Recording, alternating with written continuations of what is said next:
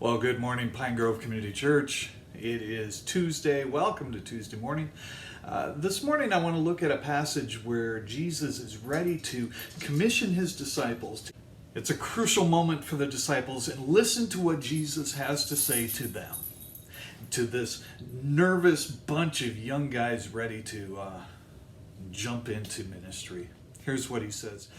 Here's what he says you have to look forward to. People are going to smear your reputation. They're going to impugn your motive. For some of us, that would be enough reason to say, Jesus, I think I'm going in a different direction here. Thanks, but no thanks. But Jesus continues.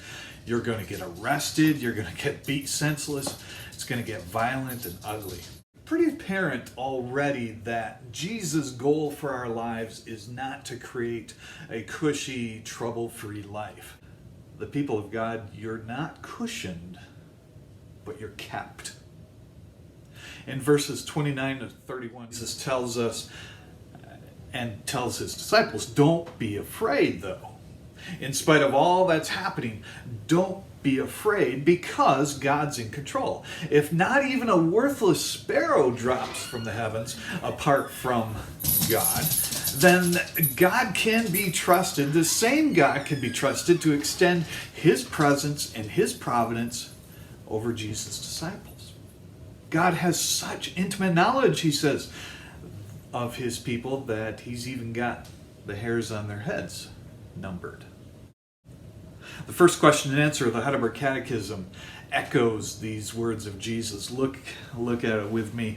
What's your only comfort in life and in death? That he also watches over me in such a way that not even a hair can fall from my head without the will of my Father in heaven.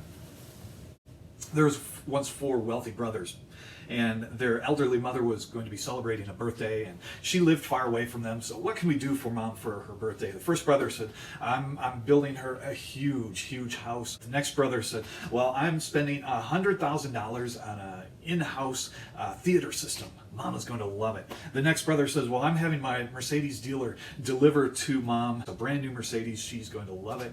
Finally, the last brother says, well, I know Mom is kind of having a hard time seeing. She loves the Bible, but her eyes are too bad she can't read it anymore. I heard of a parrot who's been trained to recite the entire Bible.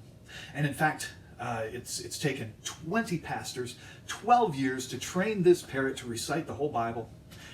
I have committed $100,000 to this church every year for 12 years to pay for this parrot. That's what I'm sending Mom. So she had her birthday celebration. She came time to write thank you notes back to her sons. She writes, Dear Milton, thank you for the large house, but it's so large I only live in one room, but I have to clean the whole house. Thanks, but no thanks.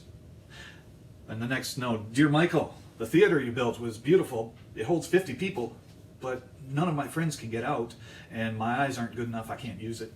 So thanks anyways.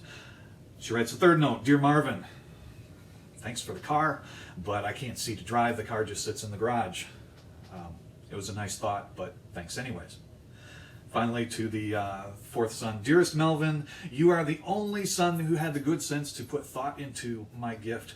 Thank you so much for that fabulous chicken dinner. It was delicious. See, the doctrine of providence, of God's care, of God's sovereignty over us, it is such a wonderful gift, and we don't realize it, and we tend to just throw it away. It's like, God is sovereign, yeah, whatever.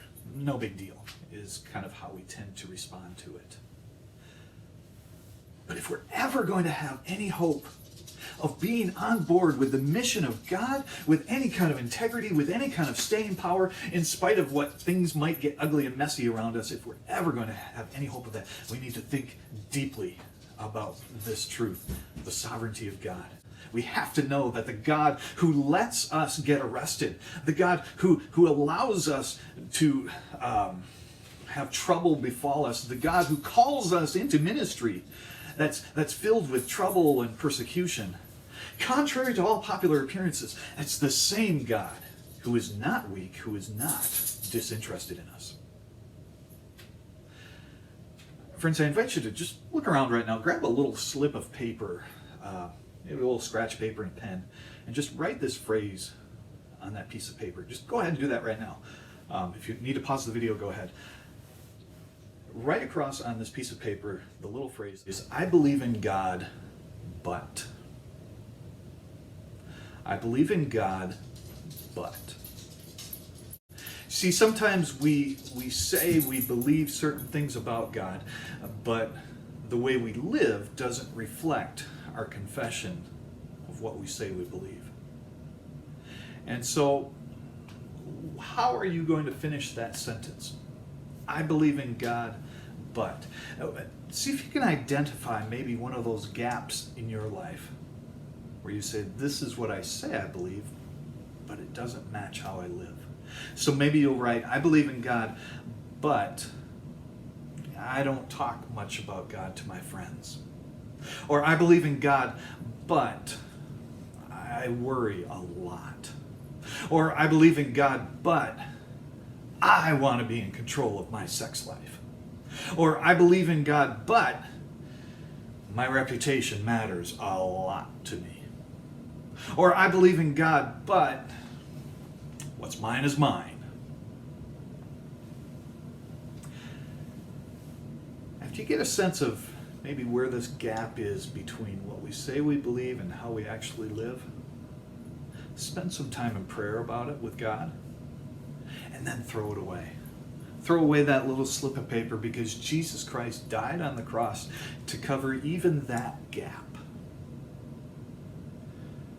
And to remove, to destroy that one and only thing that could possibly eternally destroy us. And so we have no reason to fear. Friends, we have the chance again today to be the church.